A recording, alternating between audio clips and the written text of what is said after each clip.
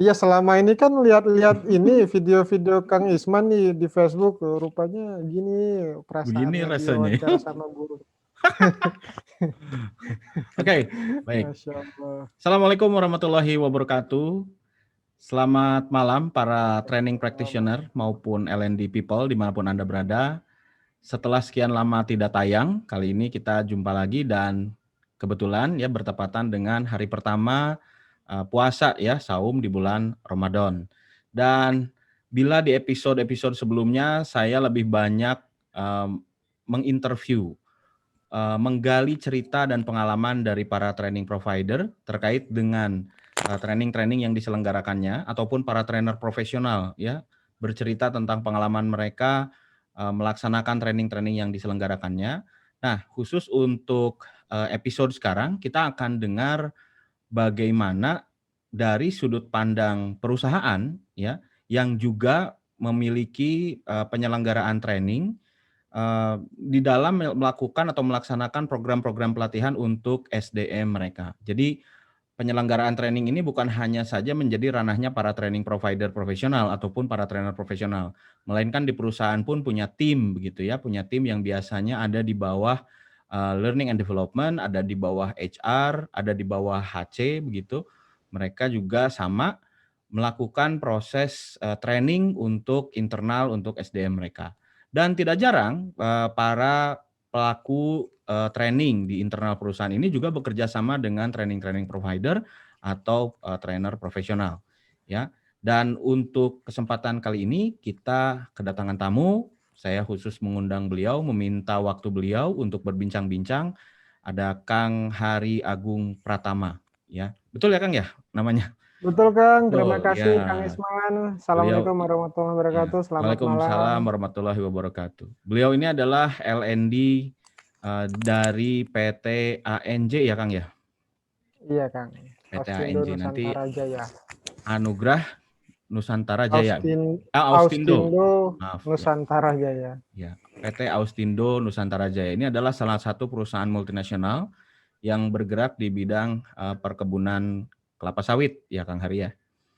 Baik, kita langsung saja sapa Kang Hari. Gimana Kang kabarnya? Alhamdulillah sehat Kang Isman. Terima kasih Kang. Mudah-mudahan Kang Isman juga senantiasa sehat. Lama Alhamdulillah. nggak bertemu Kang, bertemunya via udara nih sekarang. Iya ya, udah lama sekali nggak bertemu. Terakhir ketemu Kang Hari tahun 2000, seingat saya tuh apa 2017, 2018.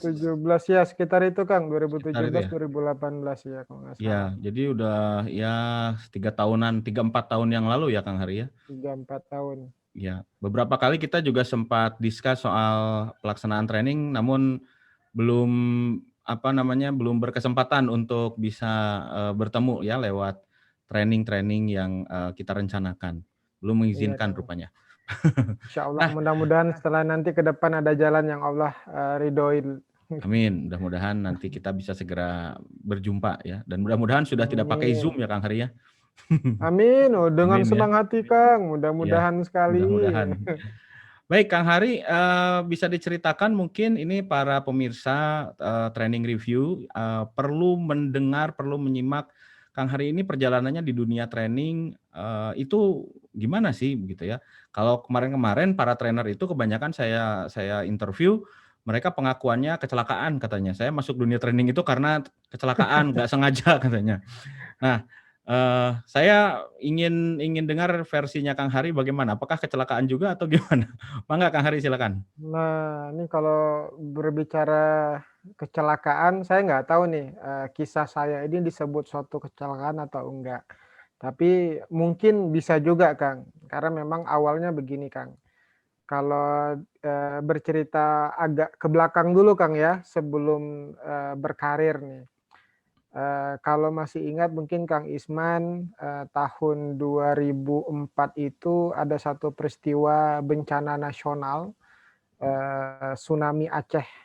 Ya. Nah, tsunami Aceh. Jadi pada saat itu saya sebenarnya salah satu warga Aceh, warga Banda Aceh yang juga terdampak langsung tsunami Aceh di sana. Tapi singkat cerita, alhamdulillah saya dengan keluarga selamat pada waktu itu. Nah, pasca tsunami, saya melanjutkan pendidikan di Bandung. Nah, tapi yang menariknya di sini, nah, satu ikrar yang muncul pada waktu itu. Kalau nggak salah sekitar tahun 2007, saya kembali ke Banda Aceh. Nah, pada waktu itu di tahun 2007 itu sudah berdiri satu museum yang didesain oleh Gubernur Jawa Barat sekarang, Kang Oh, Pak Emil. Ridwan Kamil. Ridwan Kamil, ya, Ya. Kang Ridwan Kamil yang mendesain ada museum tsunami namanya di Banda Aceh. Oh, Nah, gitu. Ya, saya ya. datang tuh ke sana, Kang. Datang, ya memang ketika kalau kita masuk museum itu kita dibawa seperti flashback nih. Kejadiannya melewati lorong tsunami, terus nanti ada beberapa apa namanya benda-benda yang dijadikan museum, nanti ada ruang khusus pemutaran video, nah begitu.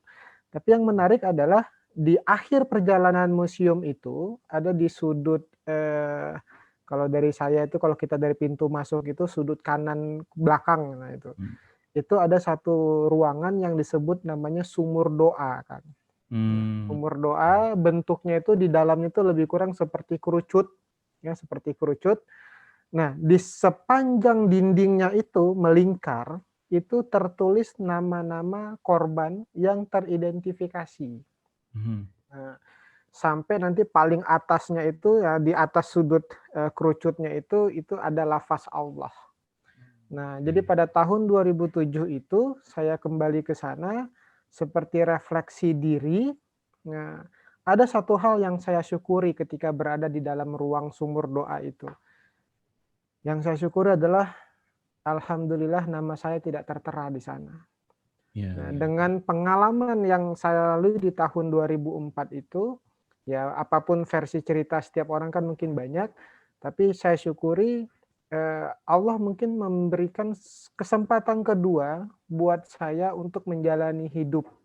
Nah, apakah hidup kali ini saya jalani untuk mampu memberikan kebermanfaatan lebih luas atau tidak? Nah, Oke. pada waktu itu saya memilih untuk menjalani kehidupan yang bisa lebih bermanfaat. Tapi apa pertanyaannya? Tapi Hmm. apa yang bisa lebih bermanfaat? Di satu sisi ya saya lahir dari keluarga yang bisa dibilang eh, tidak terlalu berkecukupan, ya, dengan Hmm. juga tingkat pendidikan rata-rata sih tidak kebanyakan tidak sampai sarjana. Eh, Malah bisa dibilang saya kalau tidak terjadi tsunami mungkin bisa jadi saya tidak bisa melanjutkan pendidikan sampai perguruan tinggi begitu, Kang.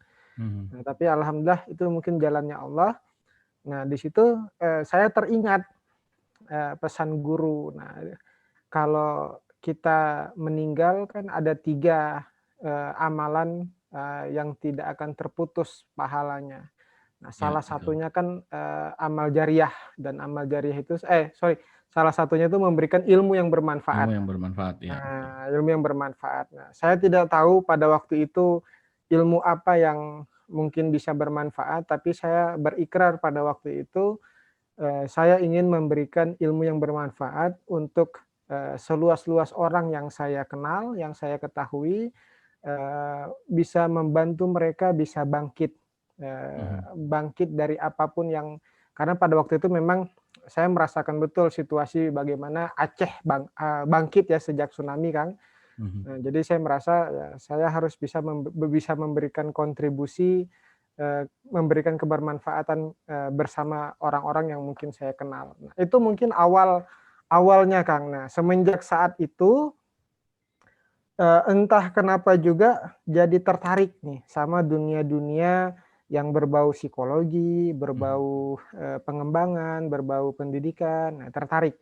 Nah, tertarik meskipun pada dasarnya saya kuliahnya bukan di bidang pendidikan, Kang. Saya Hmm. malah Oke. kuliahnya di bidang eksak, nondik. Oke. Nah, kuliahnya di UPI. Nah, Oh, UPI oke. Bandung. Nah, angkat Oh, ya. dekat, Itu Kang, tahun ya. berapa, Kang? Angkatan 2006, Kang. 2006. Nah, Oke. 2006. Jadi kalau seloroh-seloroh sama teman-teman ini, teman-teman kimia kan kimianya kan kalau di UPI itu kan ada jurusan dik dan jurusan non-dik gitu kan ya. Iya, betul. Nah, jadi kalau kami ngobrol-ngobrol tuh kita nih jurusan kimia non-dik, jurusan kimia non tidak pendidikan, tidak berpendidikan, begitulah cerita Hmm, seloroh-selorohnya kan. ya, ya, Nah, ya, ya. saking mungkin Tidak berpendidikan. kimia tidak berpendidikan ya. Nah, saking memang apa namanya selengean lah. Iya, Nah, iya. dan mayoritas dari angkatan saya lulusan dari kimianya juga tidak berkecimpung di dunia kimia malah. Oh, Nah, itu gitu. satu lagi menariknya, tidak berkecimpung di dunia kimia. Banyak yang ke engineering malah, sebagian besar di luar dari kimia, nah, apalagi Mhm. saya.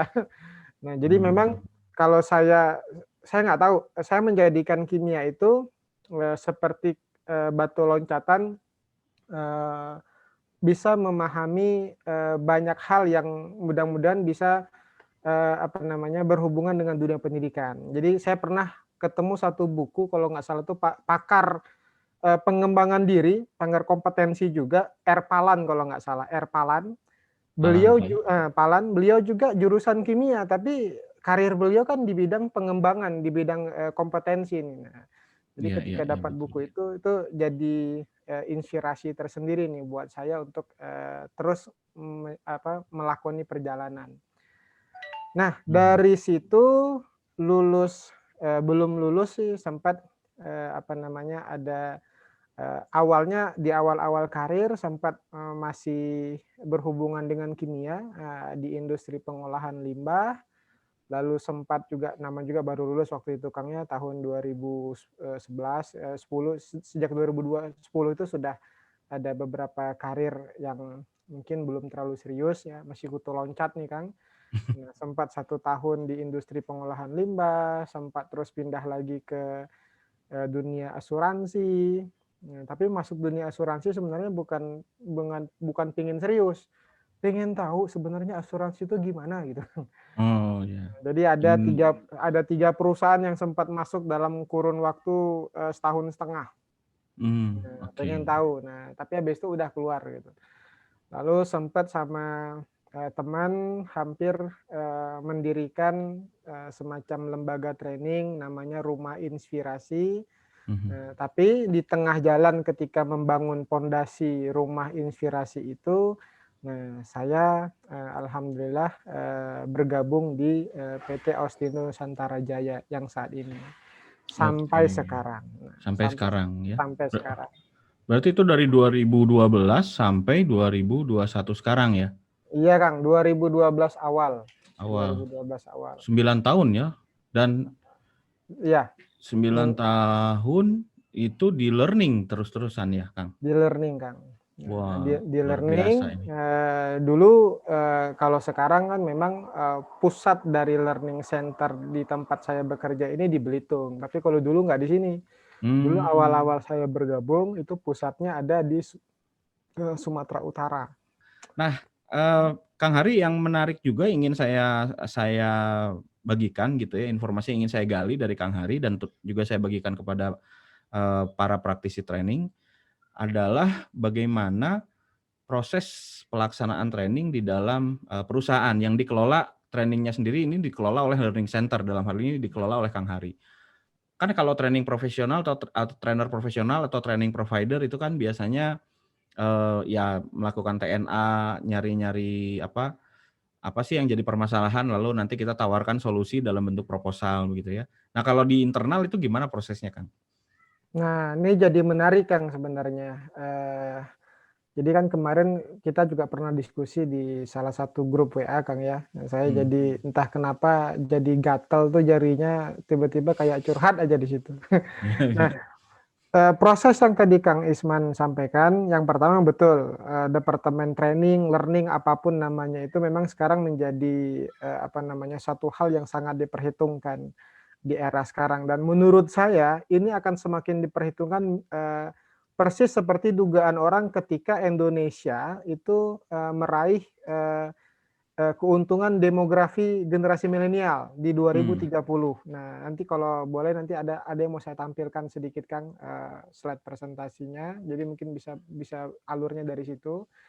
Nah, eee, saya melihat begini Kang, ada proses yang berbeda terutama di industri saya Kang ya. Saya mungkin kalau industri lain mungkin punya punya sudut pandang yang berbeda. Tapi kalau di industri, tempat saya bekerja, ada pola yang mulai berubah dari sebelum pandemi dan setelah pandemi.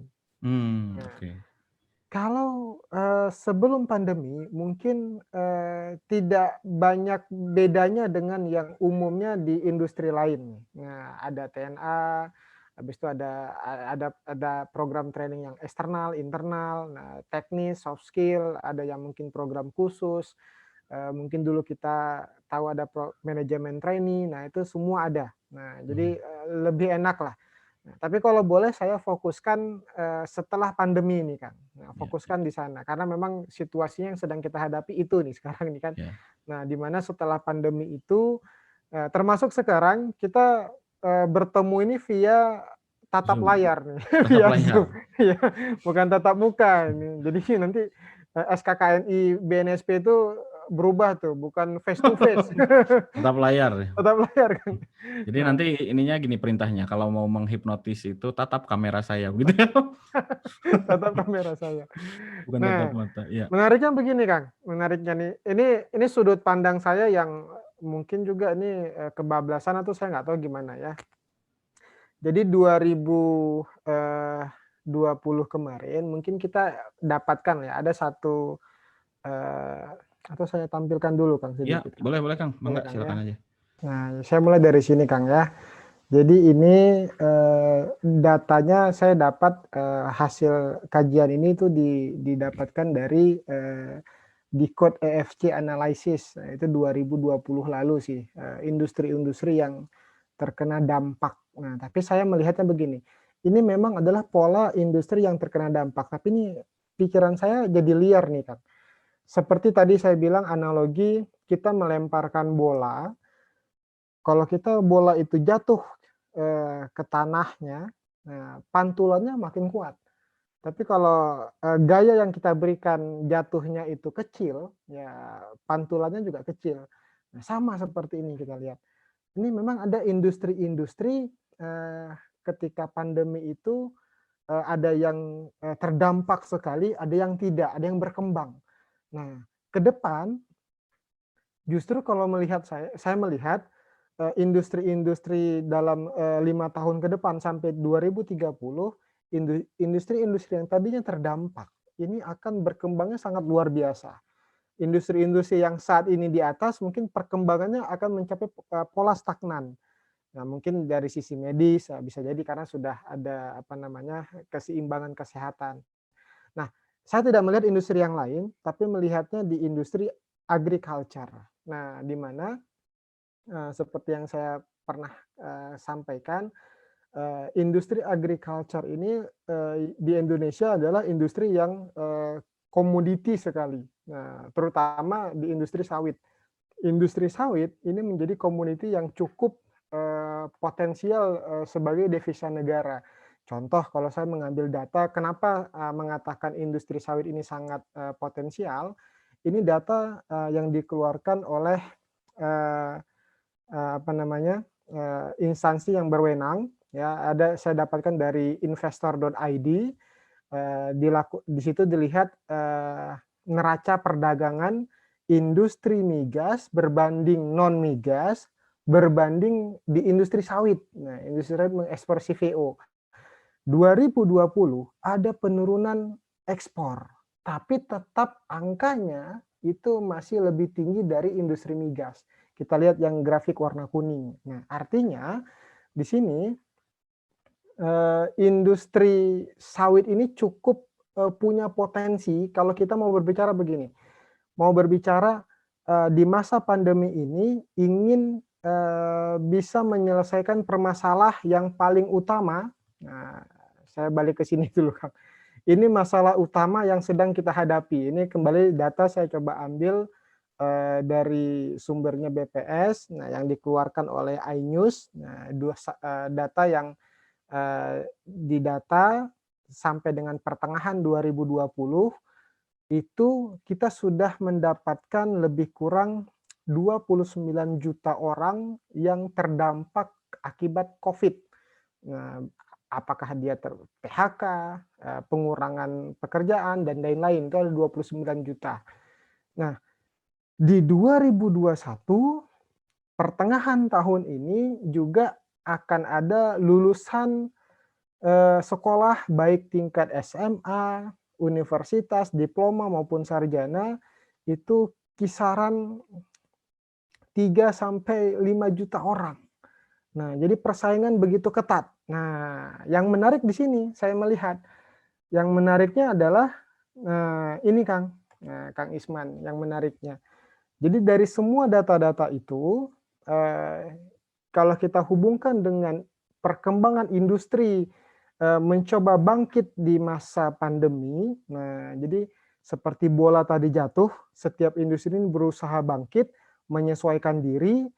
Nah, mereka akan betul-betul mencari tenaga kerja yang betul-betul siap pakai. Nah, mungkin tidak akan terasa sekarang, tapi yang menariknya di sini, Kang. Ada satu presentasi lain nih, saya tampilkan dulu. Yang presentasi ini sebelumnya saya berikan di salah satu politeknik yang ada di Medan via Zoom nih kebetulan. Nah, saya garis bawahi di sini, Kang. Ini saya lupa kemarin mengambil datanya, ini bukan hasil penelitian saya nih. Saya lupa tapi nanti saya cantumin, Kang, ini datanya dari mana. Yang menarik adalah perkembangan industri setelah pandemi ke depannya, dan mulai terasa nih di industri saya mulai terasa.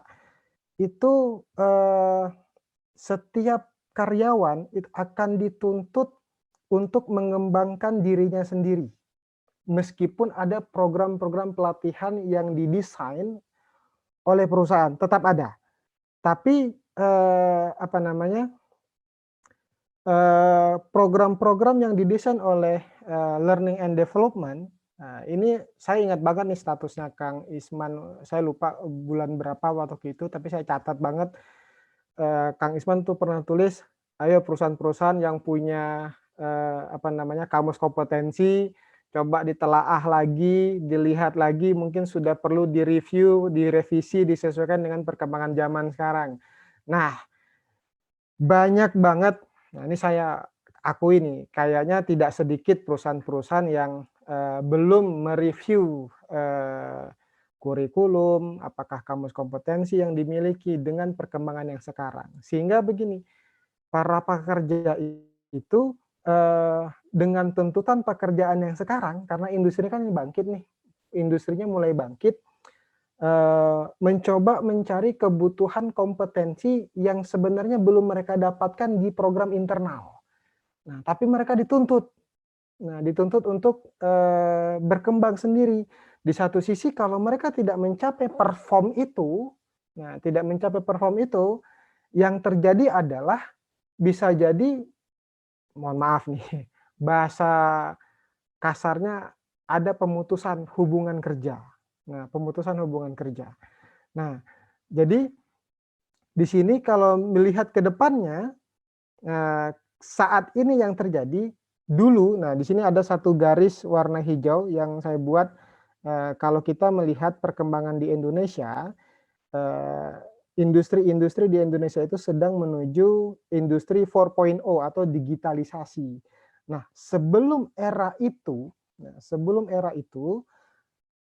proses perkembangan sumber daya manusia di industri-industri itu mengacu kepada performance management system. Nah, punya sistem masing-masing. Nah, yang kalau kita lihat sebenarnya mereka mengacu kepada spesialisasi, ada standarisasi, makanya kita kenal ada, mungkin sekarang ada BNSP, ada sertifikasi, banyak sertifikasi dimanapun. Nah, tapi yang menjadi acuannya, yang menjadi pikiran liar saya adalah begini, kalau dulu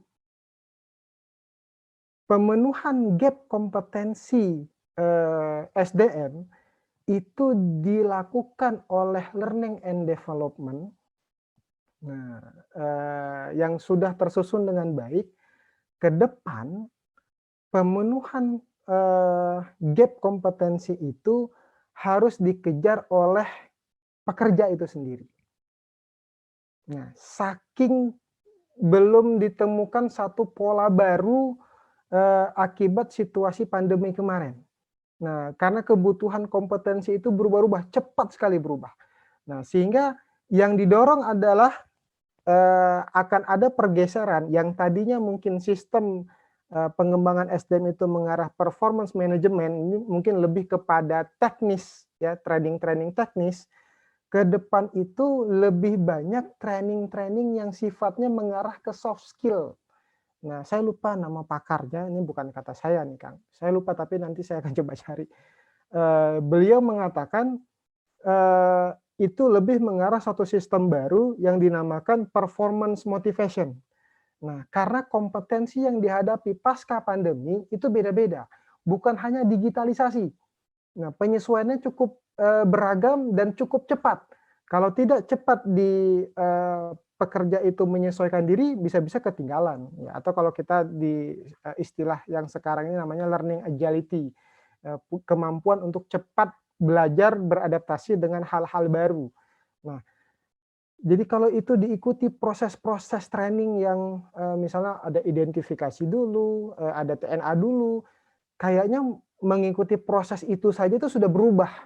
Nah, akhirnya, arah-arah, yang tadinya, apa namanya, LND itu berfokus kepada training-training teknis atau yang mungkin mengarah ke performance management. Nah, untuk bisa, performance dari para SDM itu tetap meningkat, LND akan lebih banyak kepada, hal-hal yang, pengembangan soft skill atau performance motivation.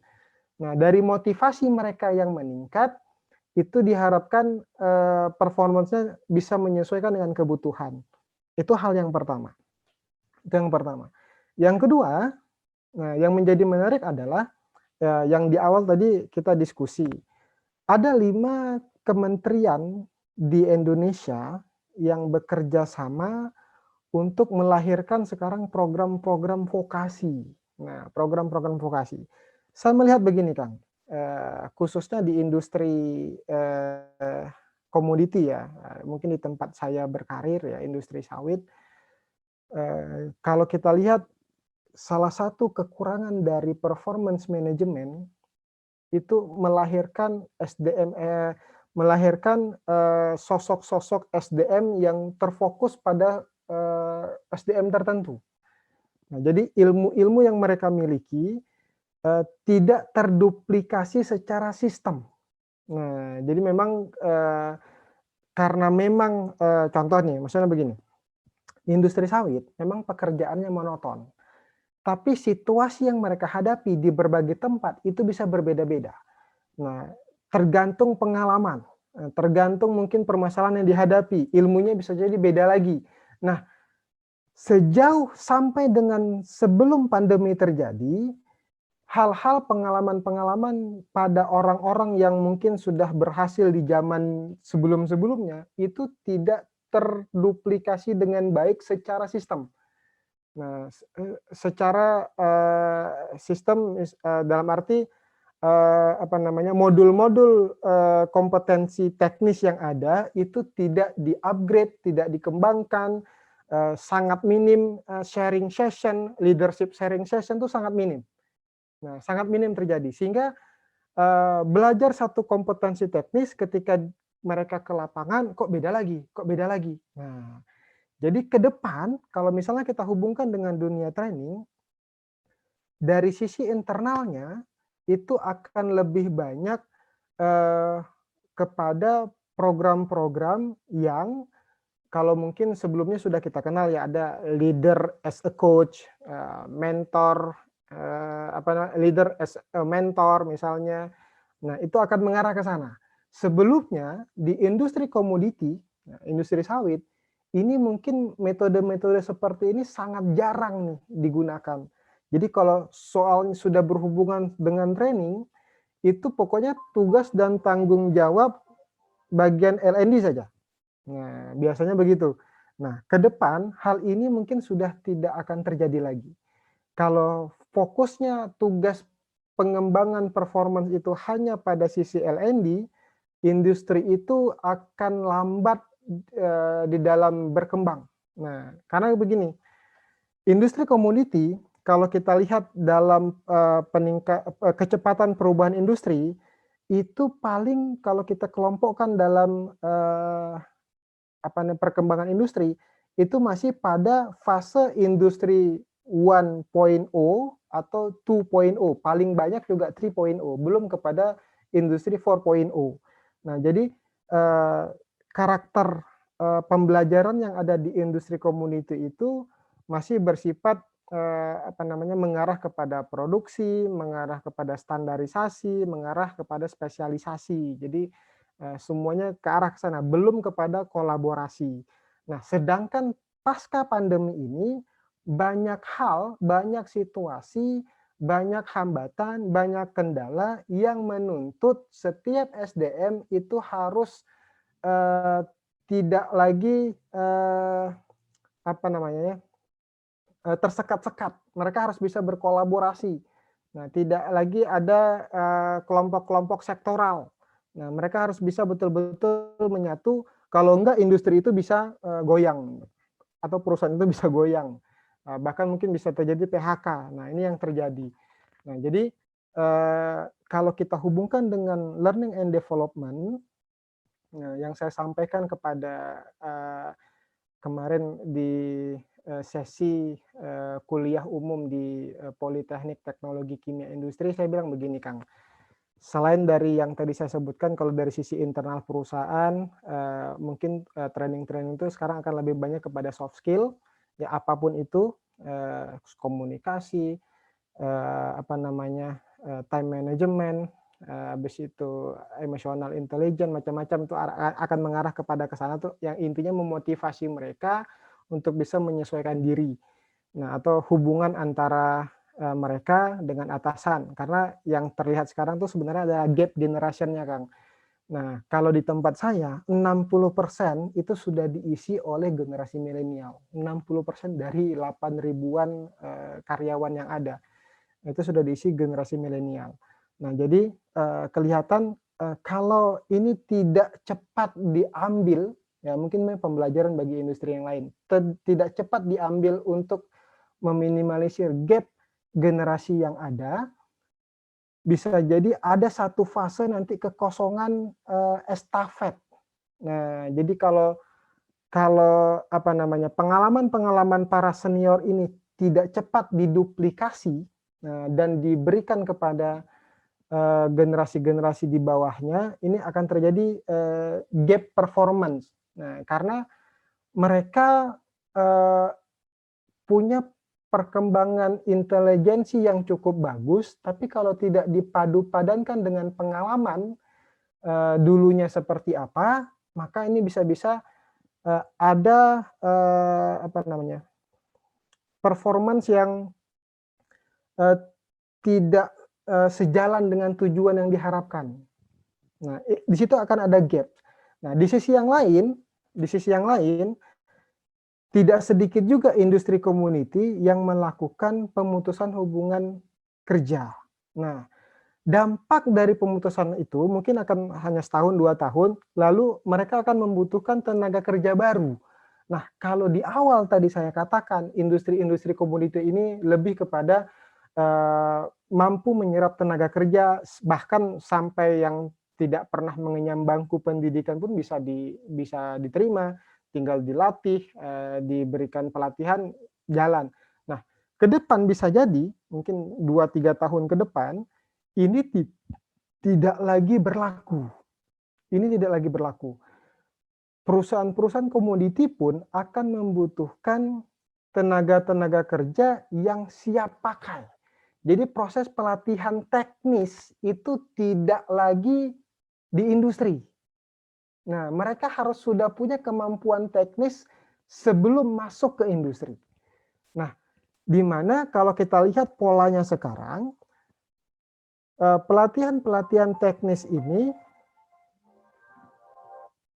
pelatihan-pelatihan teknis itu sudah diakomodir oleh program-program dari kementerian.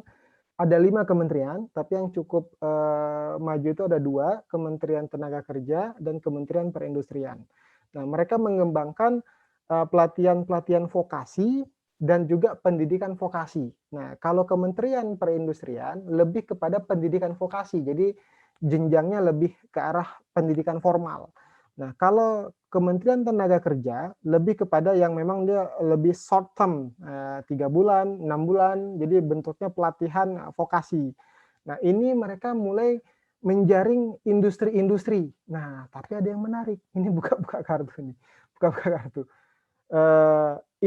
Tidak semua program-program itu mereka memiliki expert di bidangnya. Nah, mereka tidak semua memiliki expert di bidangnya. Nah, saya pernah memberikan analogi begini, Kang. Karena peralihan dari performance management dengan performance motivation ini akan ada satu gap begini. Saya pernah menganalogikan begini. Sebuah mobil, kualitas sebuah mobil akan ditentukan oleh mesin mobil tersebut. Nah, mesin mobil ini itu lebih kepada training-training teknis. Tapi sebuah mobil dengan mesin yang bagus tidak akan bisa berjalan dengan baik kalau tidak punya roda, ban. Nah, ban ini saya waktu itu menganalogikan sebagai training-training soft skill. Nah, jadi begini, baik di luar, ya di calon-calon tenaga kerja generasi milenial sekarang, secara pendidikan formal mereka itu sudah banyak mereka dapatkan pelatihan-pelatihan teknis yang mereka sekarang mereka pelajari itu sudah spesifik mengarah ke industri tertentu. Tidak sedikit, banyak malah. Contoh misalnya kayak IPB. Kita dulu IPB itu kan dia jurusannya umum, tapi sekarang sudah ada loh sekolah vokasi IPB gitu. Jadi sudah mengarah spesifik. Nah, yang miss adalah meskipun informasi yang saya dapatkan mereka tetap diberikan kemampuan soft skill, tapi kemampuan soft skill yang diberikan ke mereka itu masih ada gap untuk implementasi di industri. Nah, hanya saja mereka belum menyadari hal itu. Nah, sependek yang saya sudah menggeluti 3 tahun terakhir, para calon-calon tenaga kerja ini meskipun sudah diberikan kemampuan soft skill, tapi mereka masih menganggap remeh bahwa kemampuan itu betul-betul akan bermanfaat di industri. Kalau kemampuan teknisnya, mereka sadari betul itu sangat bermanfaat di industri.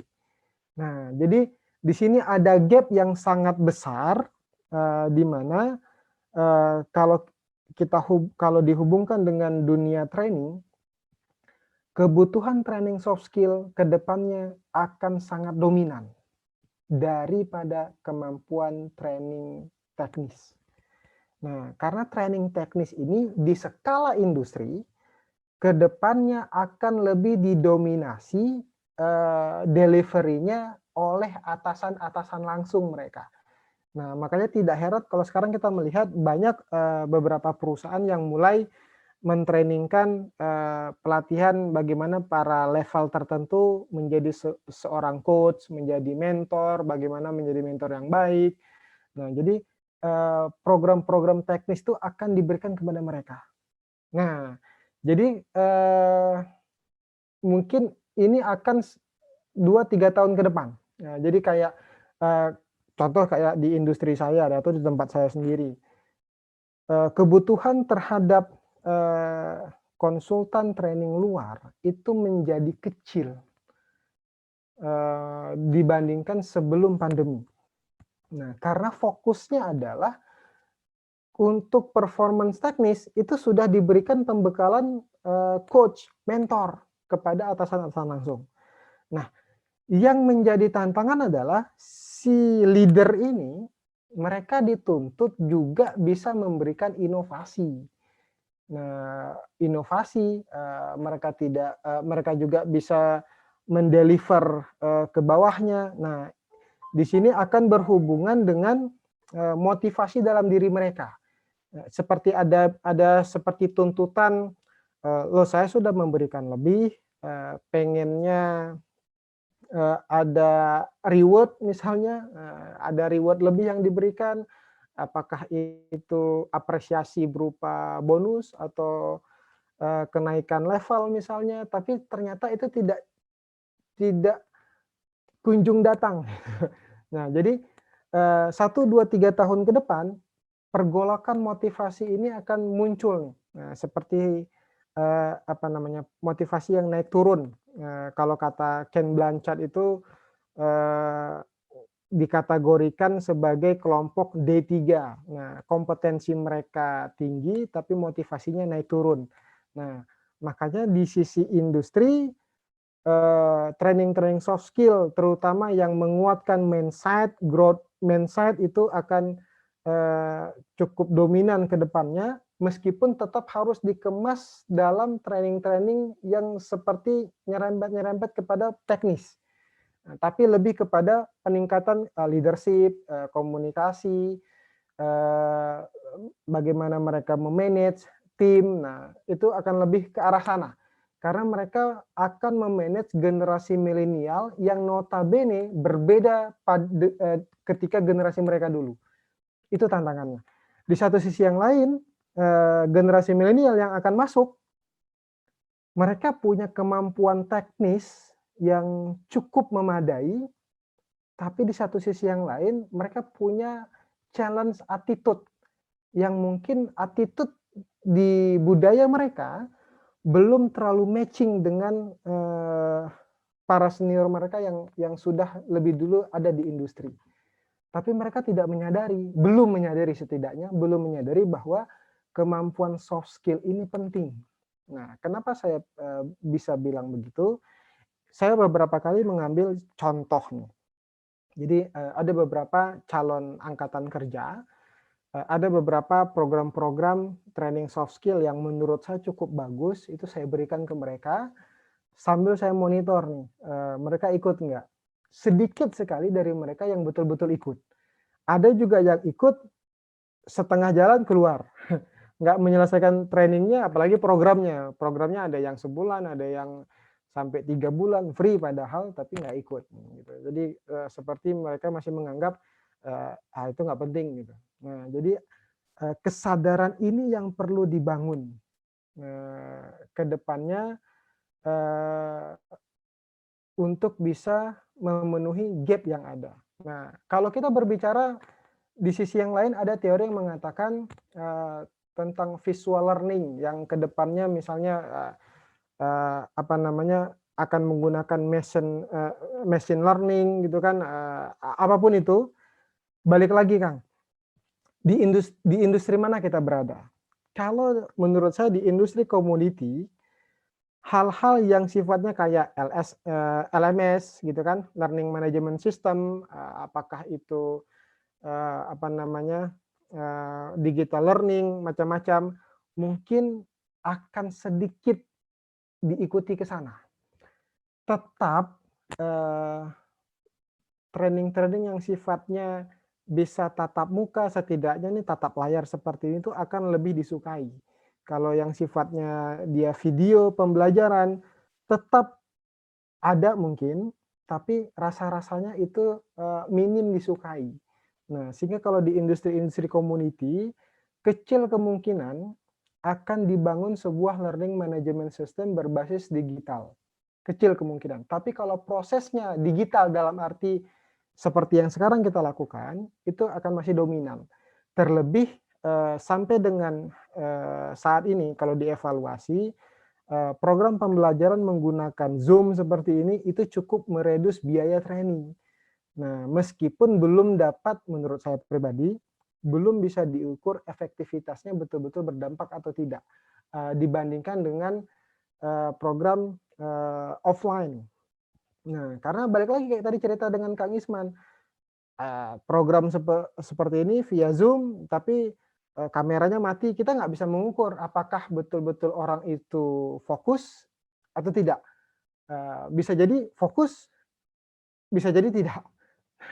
Itu menjadi tantangan, sulit mengukurnya, mengetahuinya, sejauh mana, deliver dari, training online ini betul-betul bisa berdampak. Tetapi di sisi yang lain, SDM yang betul-betul menyadari, eee, bahwa dia membutuhkan peningkatan kompetensi, kelihatan nih, legit performance-nya kelihatan banget. Tapi yang merasa tidak, tidak. Nah, karena kalau saya melihat industri community ini kan lebih didominasi di pinggiran-pinggiran ibu kota. Nah, pinggiran-pinggiran ibu kota yang notabene-nya ini jauh dari perkembangan teknologi.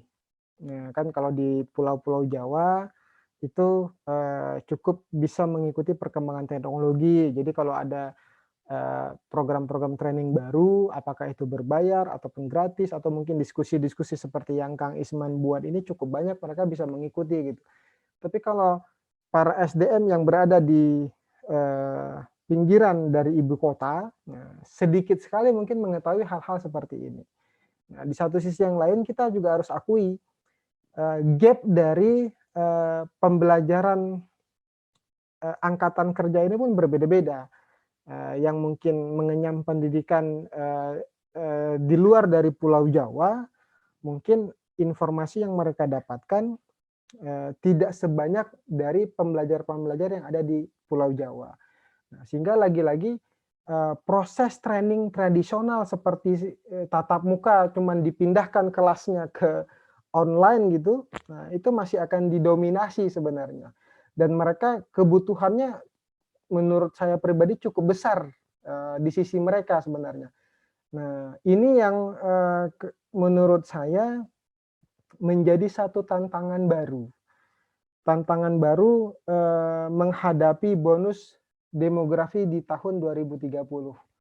Kita ada tantangan, dari sisi attitude, satu sisi yang lain ada gap di dalam industri itu sendiri, ya karena, orang-orang yang tadi kemampuan SDM-nya, cukup dominan, berfokus pada satu orang, akan memasuki, masa-masa pensiun. Nah, sedangkan kemampuan mereka itu belum terduplikasi dengan baik secara sistem. Nah, jadi ada gap itu, gap soft skill yang menurut saya pribadi akan sangat dibutuhkan di dua sisi, baik di dalam internal perusahaan maupun di luar perusahaan di mana para calon angkatan kerja itu akan masuk ke perusahaan. Nah, dan, tantangannya adalah ke depan kalau saya melihat mungkin 3-5 tahun lagi, kalau dulu program-program pelatihan itu diinisiasi oleh perusahaan, ke depannya mungkin enggak, perusahaan akan menuntut seseorang itu sudah punya kemampuan yang mereka butuhkan. Jadi, kayaknya training-training yang sifatnya teknis itu akan berkurang, tapi lebih banyak nanti, training-training yang sifatnya soft skill, kepemimpinan, me-manage perubahan terutama. Nah, dan mereka dituntut untuk berinovasi. Nah, teknis itu sangat kurang. Nah, ini terbukti banget di industri sawit. Kalau dulu mungkin kalau ada orang-orang yang cukup senior, mungkin yang mendengar ini juga, dulu, mereka itu kalau sudah bekerja di sawit itu sederhana, cukup memahami agronomi, pertanian, kelapa sawit sudah. Kalau sekarang begitu banyak tuh Kang, harus bisa ini, sistem ini harus tahu, manage ini harus tahu gitu, cukup banyak banyak sekali. Nah, berubah, cukup banyak perubahan, tapi meskipun proses kerjanya cenderung monoton, tapi yang mereka kelola cukup banyak. Nah, ini menjadi challenge sendiri Kang. Nah, seperti yang pernah saya sampaikan, ada 1.600 lebih perusahaan perkebunan di Indonesia. Ada 10, politeknik di bawah Kementerian Perindustrian. Satu politeknik saja itu mencakup, 400 sampai 1.000-an mahasiswa. Dan, saya melihat sejak 2018 semenjak, politeknik, sawit itu diresmikan, mereka sudah menjalin hubungan kerjasama cukup banyak ke perusahaan-perusahaan industri sawit misalnya. Nah, jadi kalau saya melihat begini, ada satu peluang kalau dari sudut pandang tadi ya, sudut pandang soft skill tadi.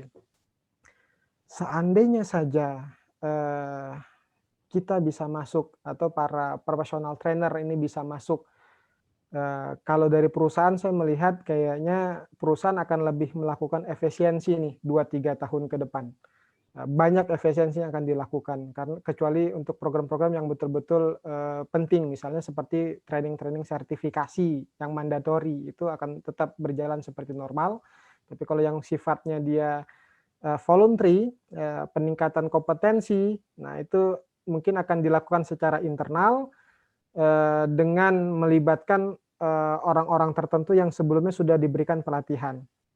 Nah, tapi di sisi lain, kalau kita lihat dari angkatan kerja yang cukup banyak nih, nah ini yang seandainya saja bisa masuk, nah kemarin sih saya sudah coba masuk nih ke manajemen, jadi di atas politeknik itu ada namanya satu badan yang mengurusi sumber daya manusia industrinya. Nah, kalau saja bisa masuk ke sana, sebenarnya kebutuhan training soft skill ini cukup banyak. Mereka menargetkan jutaan peserta nih setiap tahunnya, kan, jutaan peserta. Nah, yang saya lihat cuma satu saja, gap kurikulum mereka, kurikulum yang berjalan itu belum belum menggambarkan situasi di industri kerja.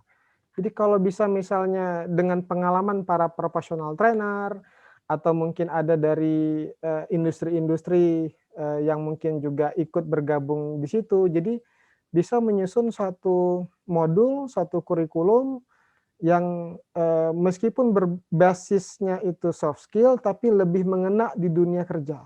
Nah, Ya. karena memang tantangannya attitude angkatan kerja ini jauh sekali. Nah, ibaratnya banyak banget nih para teman-teman bilang gini, banyak banget angkatan kerja, kata mereka nggak ada lapangan pekerjaan. Tapi di sisi lain lapangan pekerjaan tuh banyak banget, tapi mencari talent ready yang pas nih susah. Kebanyakan gagal di sesi interview.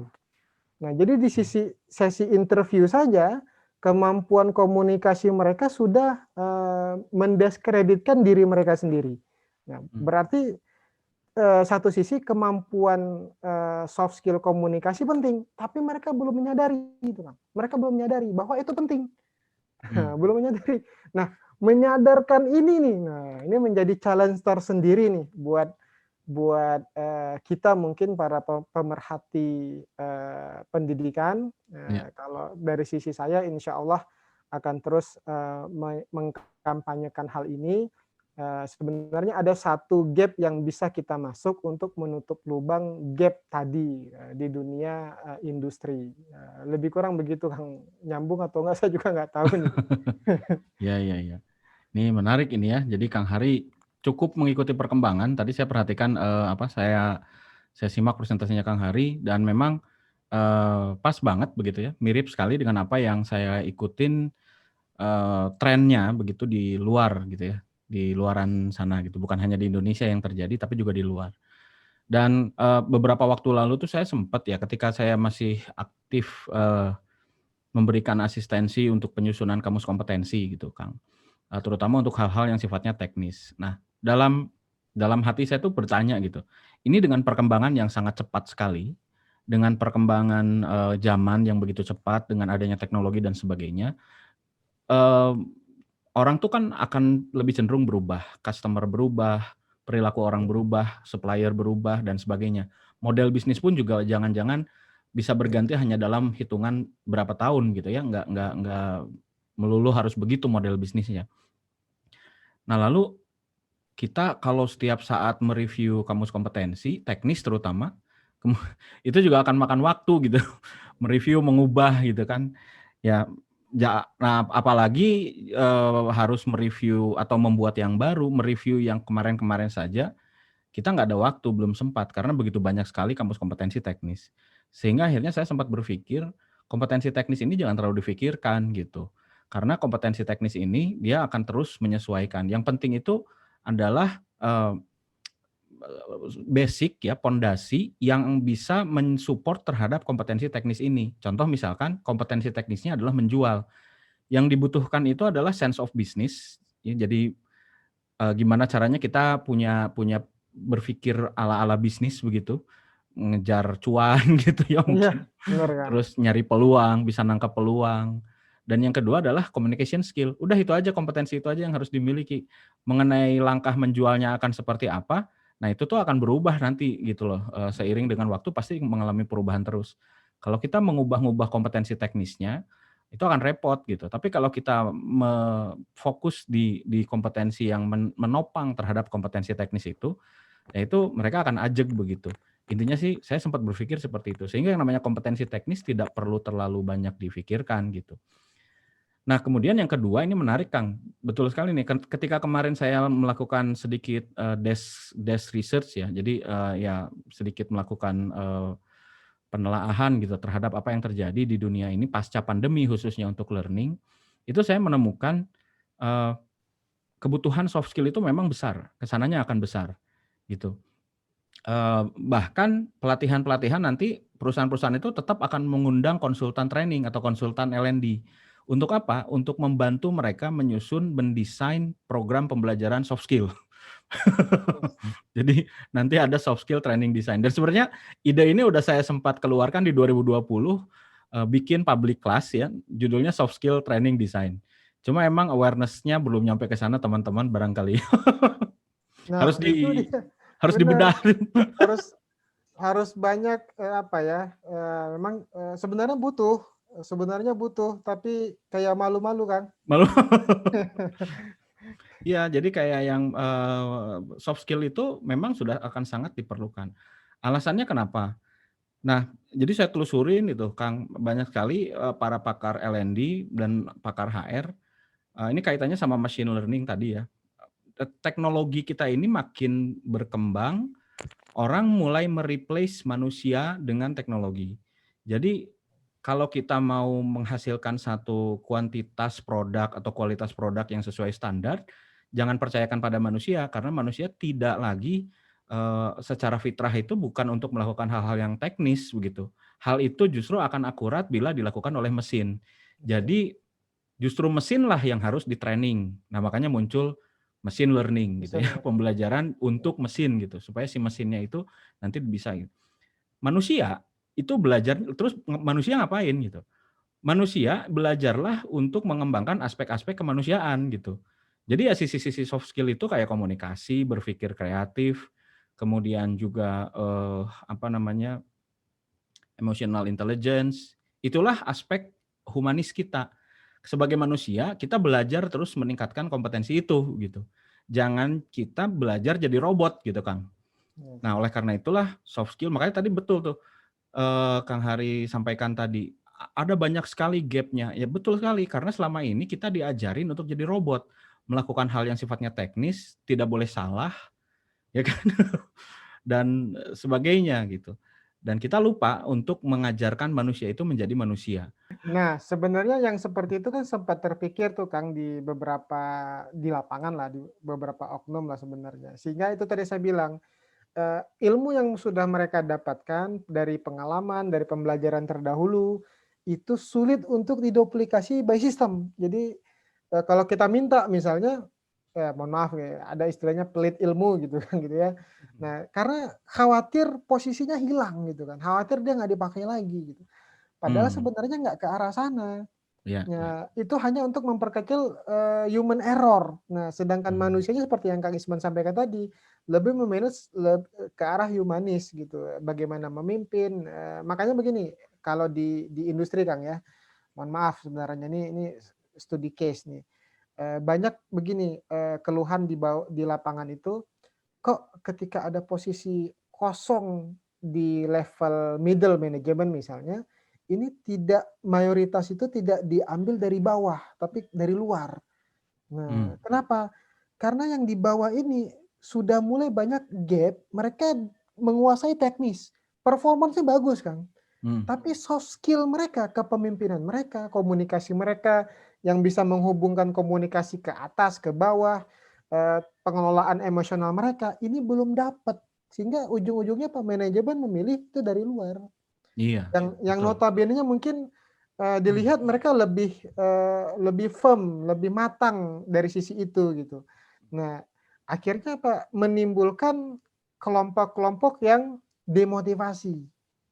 Nah, makanya tadi muncul istilah yang saya sebut performance motivation. Ya, Bagaimana memotivasi mereka kembali. Nah, ini jenuh nih, di bawah nih jenuh nih. ya, Nah, makanya ke depan kebutuhan soft skill itu sangat dibutuhkan. betul, betul. Masalahnya adalah nggak sadar Nggak sadar. bahwa obatnya Iya. itu.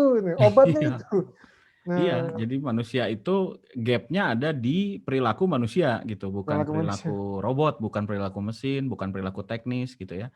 Ya kayak tadi. Jadi sebenarnya kalau di bawahnya beres gitu ya, tidak perlu juga mencari dari luar gitu.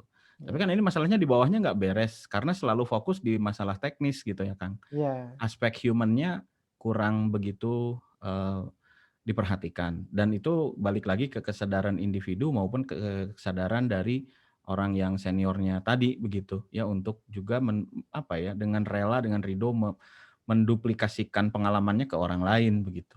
ya. Ya, ini menarik sekali Kang Hari perbincangan kita. Lalu message-nya untuk para pelaku training baik itu profesional ataupun yang ada di perusahaan itu apa nih, Kang? Nah, message-nya mungkin untuk bisa menjembatani itu, Kang. Hmm. Sedikit begini, ini mudah-mudahan nggak salah ucap nih. Nah, pengambil keputusan di industri saat ini masih generasi baby boomers dan generasi X Hmm. penghujung nih, Kang. Ya. Nah, yang notabene-nya mindset mereka kalau berbicara soal training itu masih dihubungkan dengan teknis atau performance Yes, management tadi. betul, Nah, betul. sebenarnya yang dibutuhkan bukan itu. Mhm. Nah, kalau kita mau menjembatani dari luar, nah, apa namanya mindset mereka dan kebutuhan di bawahnya, jadi kemaslah training-training itu berkemas performance management sistem performance management, tapi di dalamnya didominasi oleh performance motivation. Ya, ya, ya. Nah, itu Kang. Karena kecuali 5 tahun ke depan, 5 tahun ke depan prediksi saya kalau lihat dari saya nggak lihat di luar Kang ya, di tempat saya saja dari rentang usia para pekerja 5 tahun ke depan itu pengambil keputusannya sudah masuk generasi X akhir menjelang generasi Y. Nah, mungkin dari kalau mereka sudah berada di posisi itu nanti keputusannya pun akan berbeda. Nah, 5 tahun ke depan. Tapi kan kalau kita menunggu 5 tahun ke depan nih nggak ngebul nih dapur kan nggak ngebul. Iya, iya, Nah, iya. jadi mau nggak mau sebenarnya kalau menurut saya nih harus lebih banyak orang-orang yang menyuarakan apa yang mereka lihat. Eh, Mungkin terus terang sebenarnya kayak saya di beberapa grup kan yang grup Kang Isman juga awal-awalnya cuman jadi silent reader aja nih sebenarnya. Tapi lama-lama kalau nggak bersuara, ini kita nggak kemana-mana gitu. Betul. Teman-teman di luaran sana jadi nggak tahu apa yang dibutuhkan. Atau mungkin yang di dalam ini lagi sakit, tapi nggak dibilang sakitnya apa, obat yang didapat nggak pas. Ya, Nah, ini harus lebih banyak bersuara. Jadi mungkin juga mengajak teman-teman, ayo kita diskusi. Bukan berarti saya paling benar, Kang. Mungkin saya lebih banyak salahnya. Tapi kalau kita diskusi, sudut pandang kita apa namanya ya, kita sampaikan satu sama lain, kita akan ketemu nanti polanya yang lebih firm mhm, untuk apa namanya menyesuaikan diri pada era pasca pandemi ini. Karena terus terang kita berada di zaman yang betul-betul sudah berubah, sudah beda, yang nggak sama lagi gitu. Yang kita hadapi juga masalah-masalah yang dulunya nggak pernah kita hadapi. Nah, jadi kalau kita tidak, inilah sebenarnya salah satu bentuk kolaborasi. Nah, salah satunya kalau menurut saya kolaborasi ini akan terjadi kalau kita berani bersuara. iya, iya. Salah satunya itu mungkin Kang dari saya Kang. Baik, terima kasih banyak Kang Hari atas waktunya, dan penutup dari saya ini buat teman-teman sekalian, eee, tahun 2010 itu ada konvensi manajemen ya, yang berlangsung di Eropa. Dan di sana mulai dirumuskan satu kompetensi namanya managerial competencies atau biasa disebut managerial skill. Nah, managerial skill ini atau managerial competencies ini bukanlah kemampuan PDCA ya, bukannya kemampuan untuk melakukan proses perencanaan, kemudian pelaksanaan, pengkoordinasian sampai dengan ke controlling and action, bukan itu. Melainkan managerial competencies ini adalah satu kompetensi yang terdiri dari kompetensi-kompetensi lain seperti kompetensi soft skill, technical skill, dan juga kompetensi teknis pekerjaannya. Jadi bisa gabungan antara hard skill, technical skill maupun soft skill. Ini yang disebut dengan managerial competencies.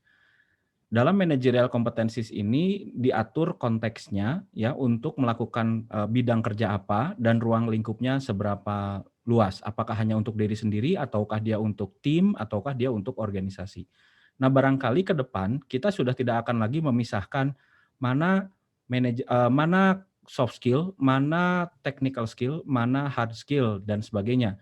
Tapi kita akan melihat satu kesatuan utuh yang tadi kita sebut sebagai kompetensi manajerial, yang mana itu tentu saja sebuah konteks kompetensi yang ada dalam satu bidang tertentu, yang sesuai dengan bidang tertentu. Contohnya misalkan bidang Kang Hari, ya, di bidang L&D untuk industri kelapa sawit. Nah, untuk melakukan pekerjaan Kang Hari secara maksimal itu dibutuhkan kompetensi manajerial, ya, sesuai dengan level jabatan Kang Hari, dan sesuai juga dengan karakteristik industrinya Kang Hari. Jadi kita sudah tidak lagi memisah-misahkan, tapi menggabungkan soft skill yang kontekstual, technical skill yang kontekstual, dan juga hard skill ya yang kontekstual.